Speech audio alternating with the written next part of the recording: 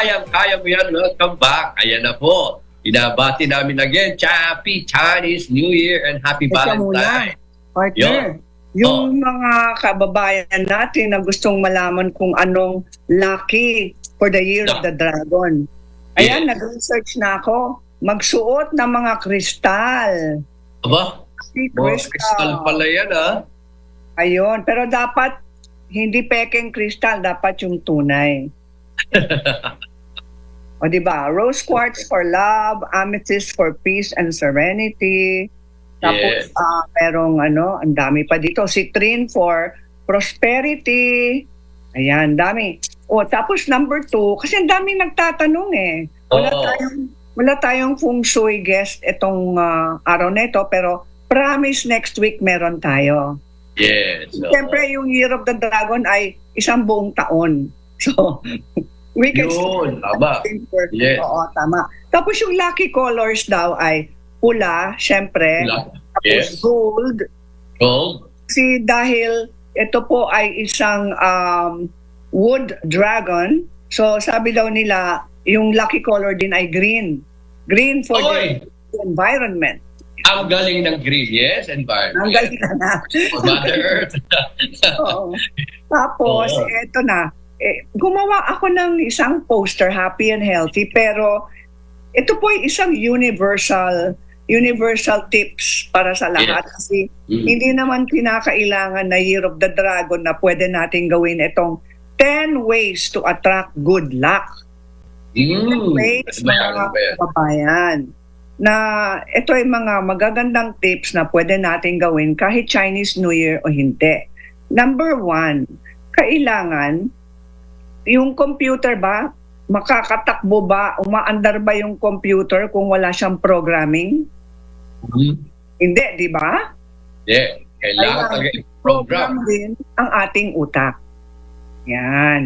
Yung utak kasi natin, ilang libong pinag-iisipan natin araw-araw na minsan hindi natin alam, negatibo pa lang iniisip natin.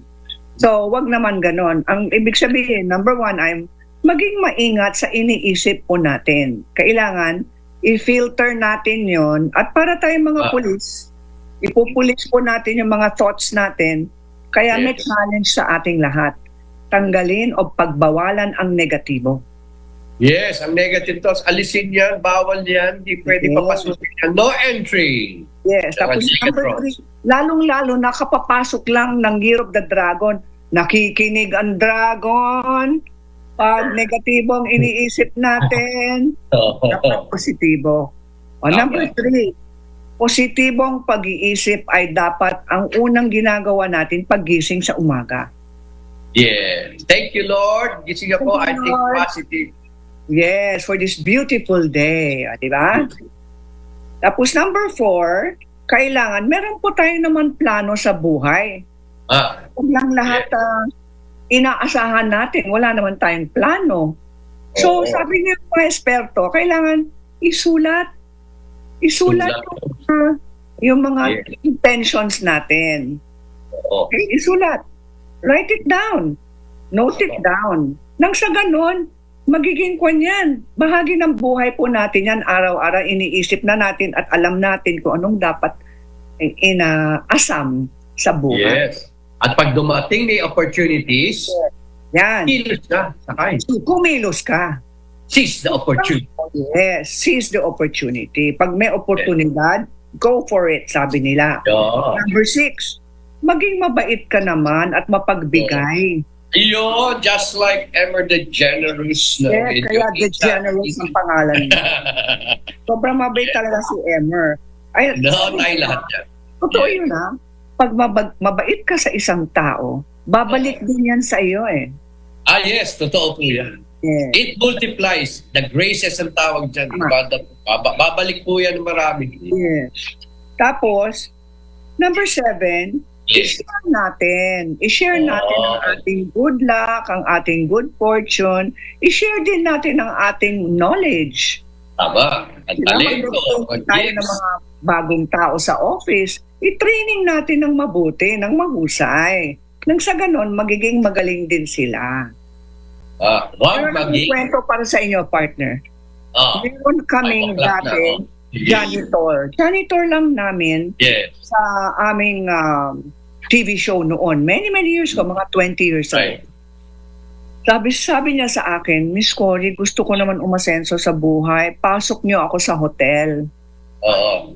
Sabi ko, anong gagawin mo sa hotel? Wala kang experience. Ma'am, kahit ano. Kahit maghuhugas ako ng pinggan. Yeah. Basta gusto kong pumasok sa Oportunidad. hotel. At sinabi ko sa kanya, magsumikap ka, pagbutihan mo. Okay, let me be proud of you. Yes, ma'am. Nakahanap ako ng isang kaibigan na nagre-recruit sa mga hotel. Yeah, binigay ko sa kayo. Sabi ko, meron ka bang opening? Cory, ang opening ko lang ay dishwasher.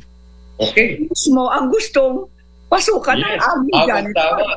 Sabi ko, pwede mo bang kunin ng janitor namin sa office? Okay. Pinasok siya, naghuhugas ng pinggan, pinasok siya syempre sa opisina ng chef, sa kusina. Yes. Kung nakita ng chef na habang naghuhugas siya ng pinggan, ay 501 na pala, naghuhugas ng pinggan. 501 na. Okay. Kasi this is to talk about opportunity. Nung That's habang naghuhugas siya ng pinggan, tinitingnan niya, minamasdan niya ng mabuti, anong ginagawa ng mga ibang chef. Yes. Yung mga nagcha-chop ng gulay, yung mga gumagawa ng sopas, nagsabaw. At naging magaling na executive cook na chef siya. yun. Ayun, Sabi naging ko, magaling na siya. chef, mukhang interesado ka, i-training nga kita. Yun na. Di ba? Yan ang sinasabi ko. That's why. To train the young ones, the new ones. Alam You mo, share. partner Homer, ito para sa ating mga kaibigan sa buong Pilipinas, do you know that about siguro mga 8 years later, 8 years, andun ako sa Shangri-La EDSA Hotel. May lumapit sa akin na chef. Yun. Ng sombrerong chef na. Sabi niya, Miss Cory, ako po yung janitor niyo noon sa TV. Galing. So chef na siya. Wow. Talaga, I was so proud. Naiyak ako. Kaming dalawa na Kaya iyak. nga. Yun lang ang Tama. sinasabi Share the ko. blessings and it Share will the come back. blessing. And then Be finally, grateful. don't give up, be grateful. Don't give up. Be grateful. Pasalamat. Magpasalamat. At syempre, number 10. Smile. Mas laging always smile. Bawal ang makisimangot. Yeah. So today, Chinese New Year, Kongre Joy at Wednesday po, ang Valentine's at sabay na sabay ang Ash Wednesday. Lahat na sinabi ni Ma'am Cory, share, be grateful, be kind, be generous. Yan. Yes. Amen. Yan ang values ng kaya mo yan dito. Kaya-kayanin natin. Once again, maraming salamat. Happy Valentine's to our friends. And si Margarita Maria, yan, ang ex ko. Kaya ngayon, nandito.